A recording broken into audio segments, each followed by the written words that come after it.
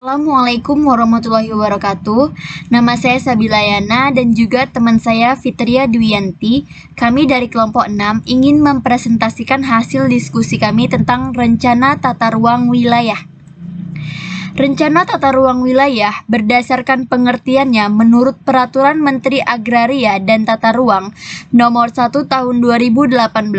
Penataan ruang adalah suatu sistem proses perencanaan tata ruang, pemanfaatan ruang, dan juga pengendalian pemanfaatan ruang.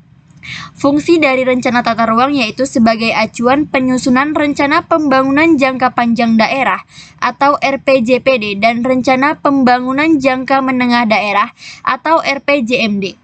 Kemudian sebagai acuan dalam pembangunan wilayah kota, mewujudkan keseimbangan pembangunan dalam wilayah kota, serta sebagai acuan untuk penyusunan rinci tata ruang di wilayah kota. Kemudian tentang rencana tata ruang dan wilayah. Tata ruang wilayah adalah wujud dari susunan suatu tempat kedudukan yang berdimensi luas dan isi dengan memperhatikan struktur dan pola dari tempat tersebut, berdasarkan sumber daya alam dan buatan yang tersedia, serta aspek administratif dan aspek fungsional untuk mewujudkan pembangunan yang berkelanjutan demi kepentingan generasi sekarang dan yang akan datang. Kemudian ada aspek-aspek penataan ruang. Aspek yang pertama yaitu teknik atau rekayasa. Dalam teknik ini menjelaskan mengenai proses awal perencanaan hingga pelaksanaan yang berhubungan dengan konstruksi infrastruktur. Aspek yang kedua yaitu aspek ekonomi. Dalam merencanakan sebuah tata ruang wilayah tidak hanya dipengaruhi oleh biaya, namun juga kegiatan ekonomi serta potensi yang berasal dari sumber daya alam maupun buatan yang terdapat di wilayah tersebut. Aspek yang ketiga yaitu sosial dan budaya. Dalam aspek ini berhubungan dengan karakteristik sosial dan budaya atau adat istiadat masyarakat setempat, jumlah penduduk, kehidupan sosial, kepadatan penduduk, persebaran, dan lain sebagainya. Kemudian ada aspek yang keempat yaitu hukum dan kelembagaan. Hukum diperlukan untuk memberikan justifikasi yang berasal dari suatu proses pembangunan. Dan yang terakhir ada aspek lingkungan. Dalam membuat suatu kebijakan dan perencanaan penataan ruang harus memperhatikan sistem lokal dan ekologi global, serta sumber daya alam yang terdapat pada wilayah tersebut. Selanjutnya akan dijelaskan oleh teman saya Fitria.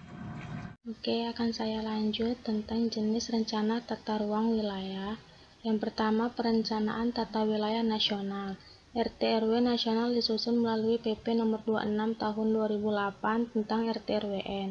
RT/RW nasional ini merupakan arah kebijakan dan strategi pemanfaatan ruang wilayah negara. Yang kedua, perencanaan tata wilayah provinsi. RT/RW provinsi ada rencana tata ruang yang bersifat umum dari wilayah provinsi, namun mengacu pada RT/RW nasional, rencana tata ruang ulah dan strategis nasional. Yang ketiga, perencanaan tata wilayah kabupaten atau kota. RT/RW kabupaten atau kota yang berwenang melaksanakan penataan wilayahnya yaitu pemerintah daerah. Tujuan penataan ruang wilayah nasional. Yang pertama, ruang wilayah nasional yang aman, nyaman, produktif, dan berkelanjutan. Yang kedua, keharmonisan antara lingkungan alam dan lingkungan buatan. Yang ketiga, keterpaduan perencanaan tata ruang wilayah nasional, provinsi, dan kabupaten atau kota. Yang keempat, pemanfaatan sumber daya alam secara berkelanjutan bagi peningkatan kesejahteraan masyarakat. Tujuan penataan ruang wilayah provinsi. Yang pertama, sebagai dasar untuk memformulasikan kebijakan dan strategi penataan ruang wilayah provinsi. Yang kedua, memberikan arah bagi penyusunan indikasi program utama dalam rencana tata ruang wilayah provinsi. Yang ketiga, sebagai dasar dalam penetapan arahan pengendalian pemanfaatan ruang wilayah provinsi. Tujuan penataan ruang wilayah kabupaten atau kota. Yang pertama, sebagai acuan untuk mewujudkan keseimbangan pembangunan dalam wilayah kabupaten atau kota. Yang kedua, sebagai acuan dalam pemanfaatan ruang atau pengembangan wilayah kabupaten atau kota.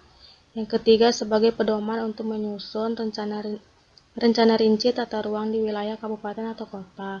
yang keempat sebagai acuan dalam administrasi pertahanan. Demikianlah hasil yang bisa kami presentasikan. Wassalamualaikum warahmatullahi wabarakatuh.